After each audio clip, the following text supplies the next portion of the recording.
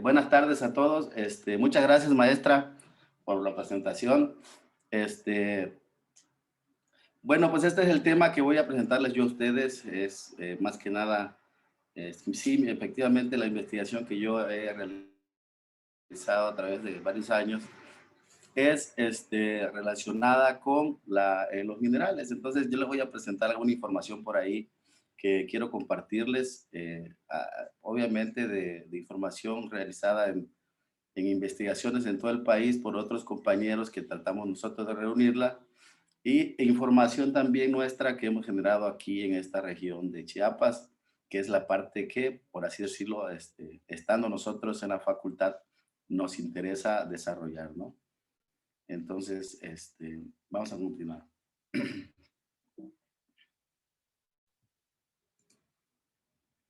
Bueno, aunque esto se resulte un poco más aún trillado, efectivamente, todos sabemos que la población no se detiene, sigue creciendo, este, y lo que es necesario saber es de que para el año 2050 todos sabemos que prácticamente, pues nuestra población se va a duplicar casi, ¿no?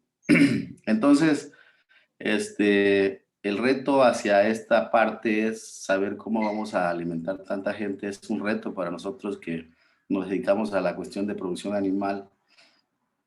Bueno, incluimos obviamente a los genetistas, nutricionistas, los reproductólogos, etcétera, ¿no? A toda la gente de la agroindustria, etcétera. Entonces, es importante saber, el problema es cómo le vamos a hacer. Entonces, en México nosotros prácticamente en el 2050 vamos a ser casi 130 millones de habitantes, de acuerdo a las proyecciones de la FAO. Entonces, también es importante recalcar que vamos a ocupar, de alguna forma, poder eficientizar nuestros recursos para poder abastecer de alimentos a nuestra población.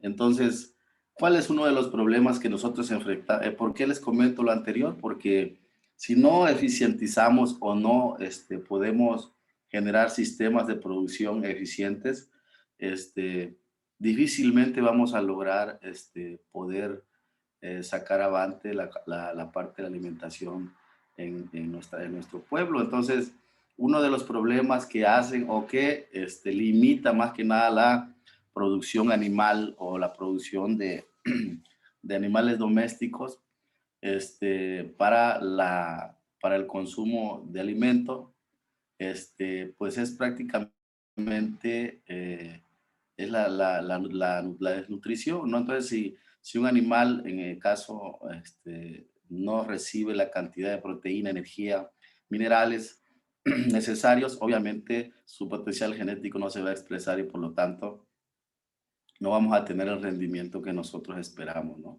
Entonces, aunque mucho siempre, bueno, se ha hablado prácticamente mucho tiempo sobre la proteína y la energía, también los minerales juegan un papel muy, muy importante en esta parte, ¿no? Entonces, eso es lo que lo que yo les voy a platicar más que nada. ¿Y qué podemos hacer nosotros para eficientizar? Primero, no podemos nosotros adelantarnos y decir que podemos mejorar el sistema de producción, sino antes tenemos que determinar cuál es la composición del alimento que lo que los animales comen. Entonces, con base en eso, y si ustedes han de saber, mucha ganadería del trópico, si no es que la mayoría, es, perdón, se enfoca a la producción o a la alimentación de los animales de manera extensiva o en pastoreo, ¿no? Entonces, escasamente se le da un concentrado, escasamente se le da un suplemento mineral.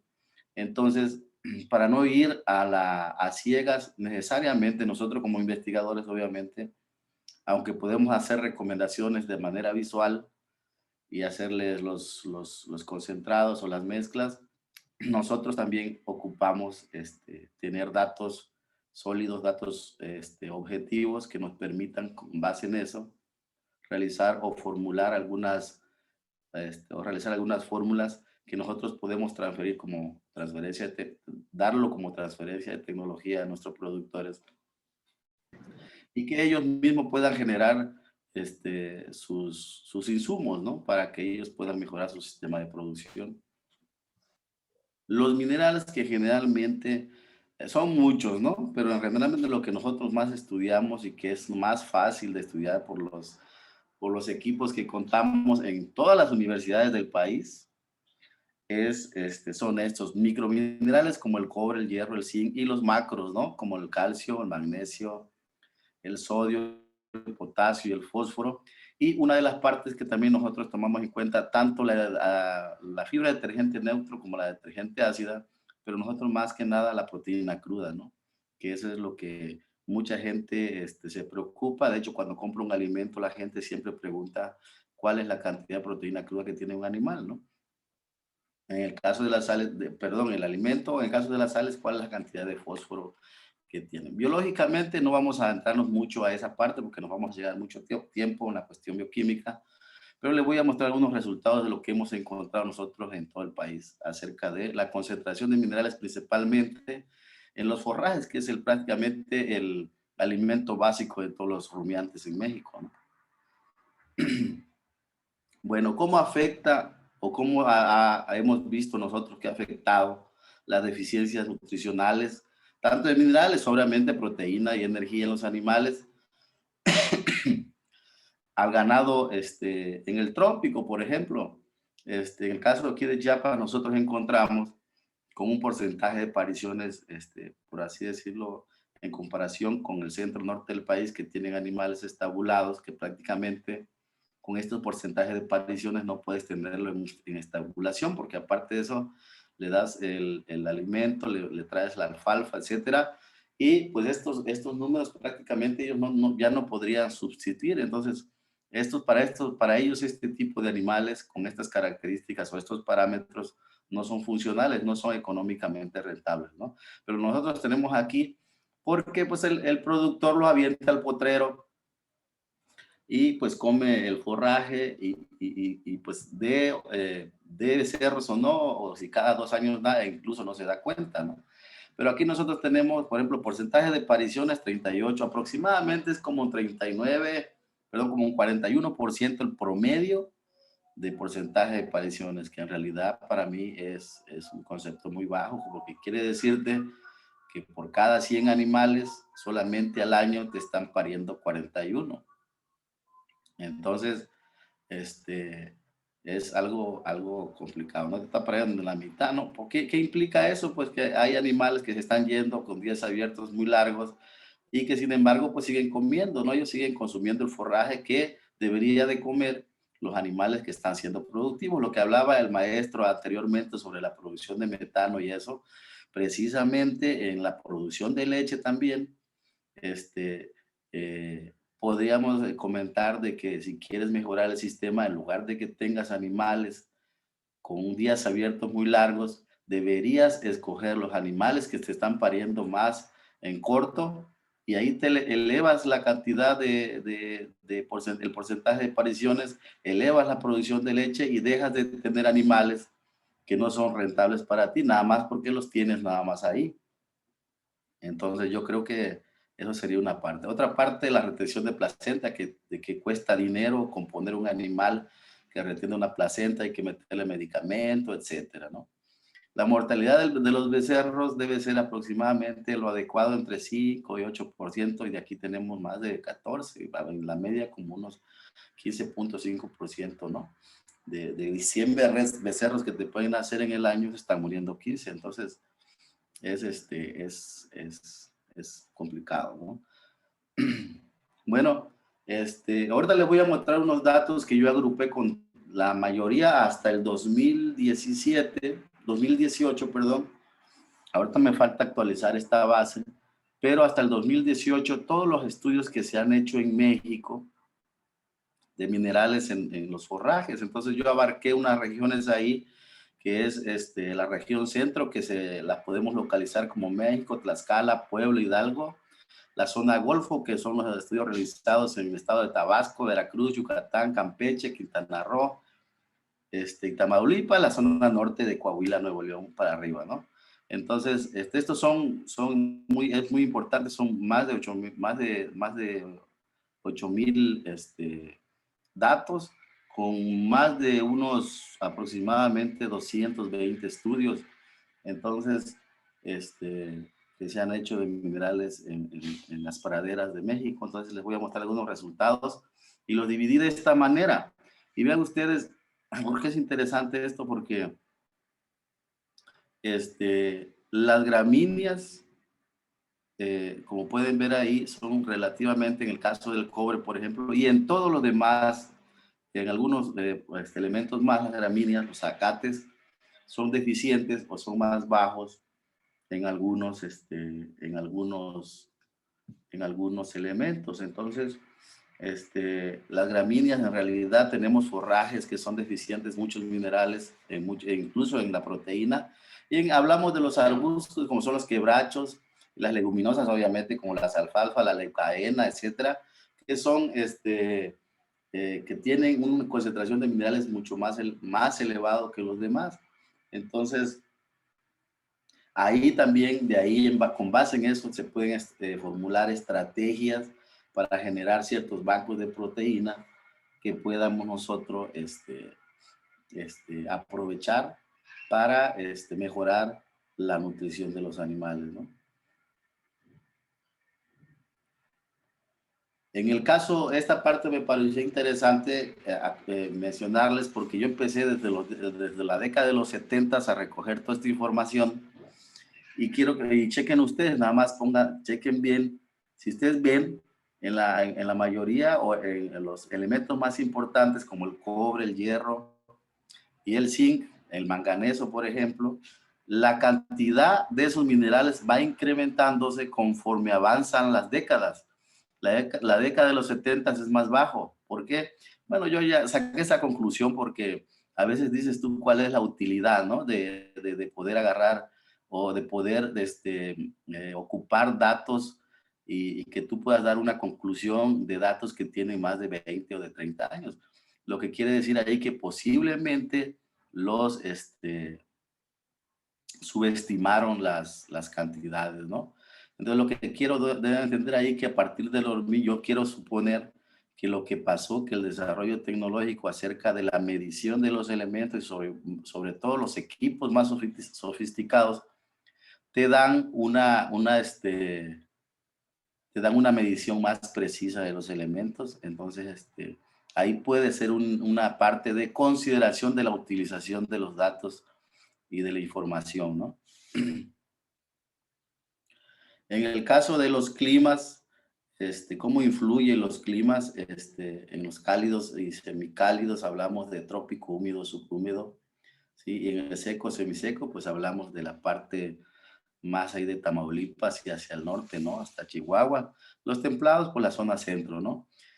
Y vemos cómo los climas secos y semisecos, por ejemplo, en el caso del cobre, el que es el primer elemento, tiene más porque ahí precisamente hay plantas arbustivas como el huizache y otras plantas que son riquísimas en esos componentes. Son tanto en el fruto, tanto en la vaina como en las hojas, ¿no? Esa es una cuestión de consideración, que quiere decir que las arbustivas siempre tienen una mayor cantidad, tienden a concentrar mayor cantidad de minerales. Bueno, en la región centro del estado, del país, ahí tiene usted la concentración. Hay diferencias en cada uno de los estados y obviamente también vean, perdón, de las regiones, y obviamente vean ustedes que también hay diferencia en las épocas del año. Entonces, ¿por qué es importante esto? Es importante porque muchas veces lo que yo les he platicado a los productores cuando se les formula sales minerales es de que de pronto nosotros tomamos la decisión de comprarle a gente que viene del centro norte del país con fórmulas que se elaboraron allá y que efectivamente aquí no van a poder funcionar. Entonces, por eso es necesario hacer algunas evaluaciones y poder generar lo que yo le llamo sales minerales específicas que incluso cambian su concentración entre los terrenos aledaños, entre los ranchos, no es diferente.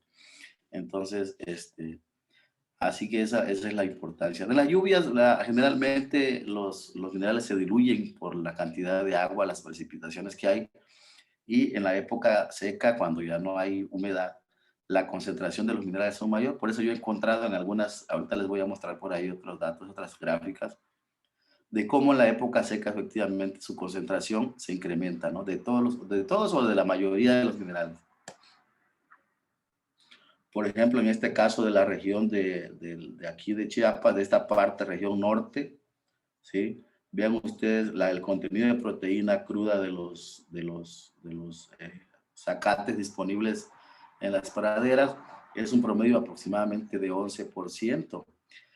En el caso del cobre, que es el requerimiento, pues marqué esto en amarillo porque para que es lo que más resalta aquí y que son elementos importantes para la cuestión nutricional de los animales. Y vean ustedes la cantidad de cobre que debería de ser aproximadamente 10 partes por millón, está por abajo, casi por la mitad. Entonces, aquí tienen un problema de deficiencia de cobre que ustedes van a ver cómo se refleja. Al último le voy a hacer unas fotografías, cómo se refleja en la condición corporal y en los animales, ¿no? De manera visual, ¿no? A igual que zinc. El zinc es aproximadamente 30 a 35 partes, anda rayando ahí la cantidad. Pero es muy importante porque este elemento influye mucho en los famosos dedos de zinc para activar la hormona del crecimiento. Animales con deficiencia de este mineral generalmente quedan subdesarrollados, ¿no?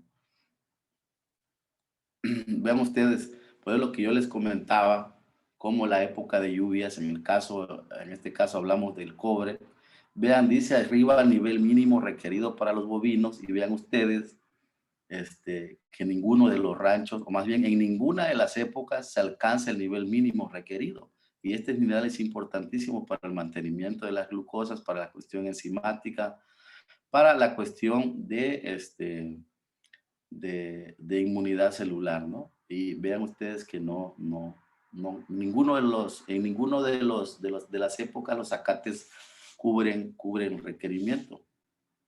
En el caso del hierro, es un elemento que puede ser bueno, obviamente que ese sirve para el transporte del oxígeno en la célula, para todos los órganos. Sin embargo, aquí hay un exceso muy,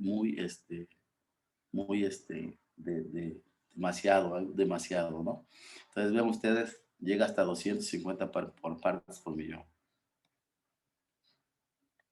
El zinc anda más o menos, vean ustedes ahí, igual aquí en la época seca se ve que la concentración de minerales de este elemento es mayor, a excepción del fósforo que en la época seca es menor, y esto se da porque la acumulación de este mineral del fósforo se da precisamente en forrajes tiernos, en forrajes en la época de lluvia, ¿no? Entonces, a manera de conclusión de esta parte, que existen las deficiencias de cobre, fósforo y zinc en esta región del estado. Y a lo mismo, como nosotros decimos que si hay deficiencia en el forraje, obviamente el que lo come también va a ser deficiente.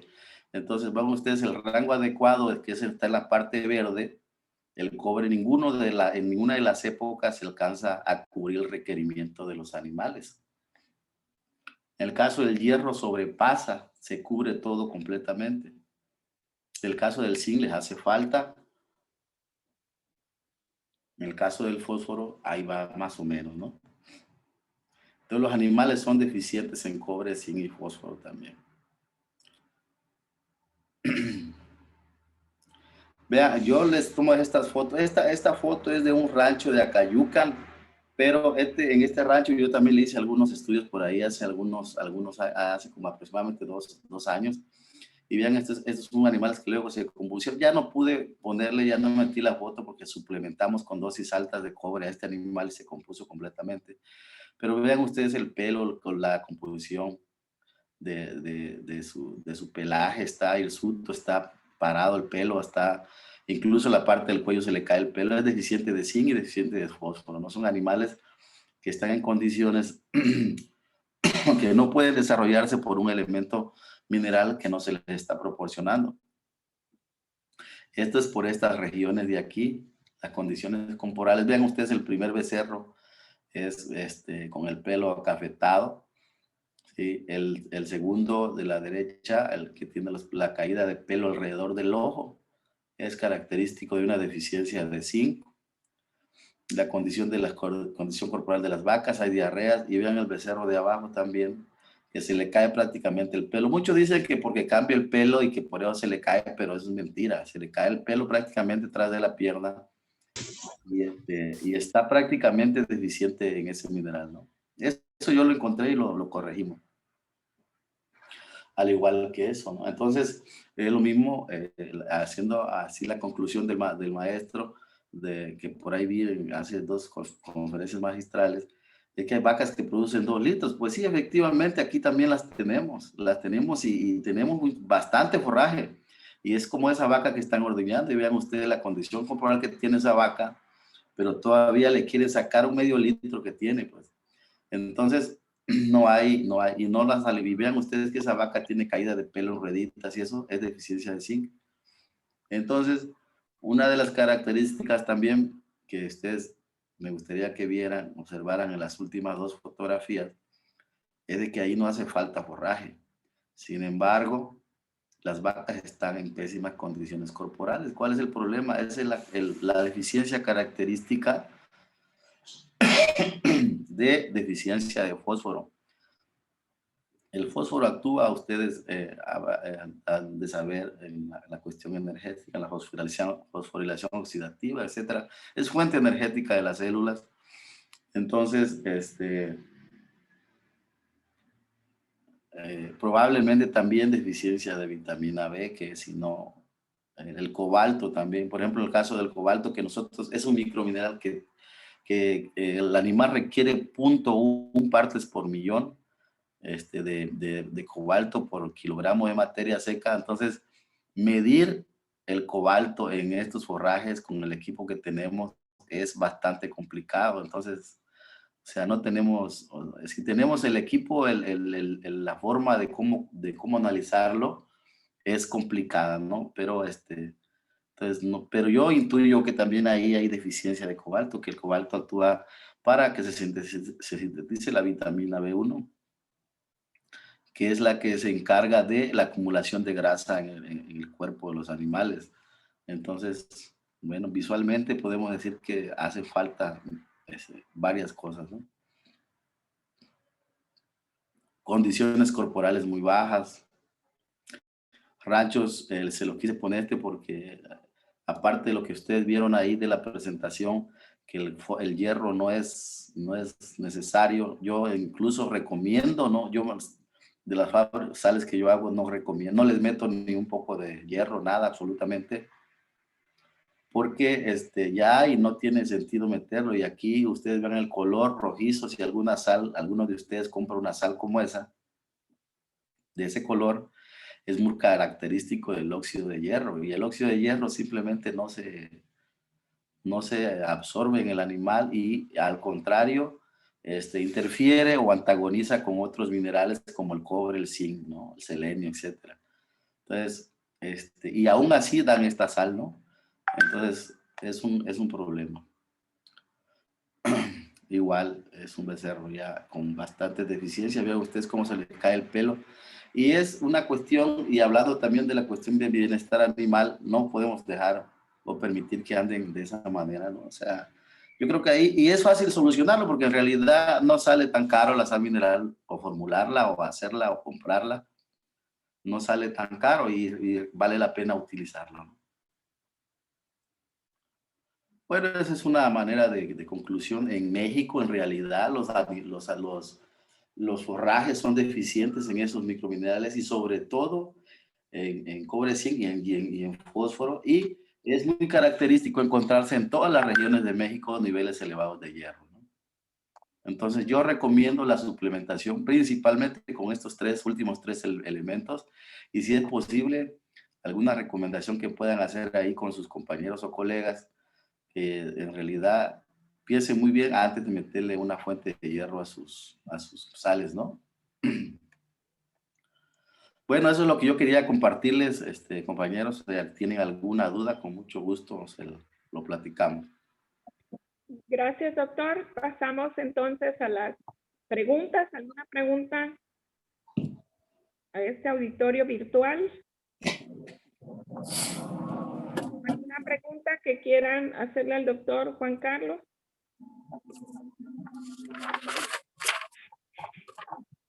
Bien, doctor, es un tema muy interesante, muchísimo. En verdad que es muy amplio.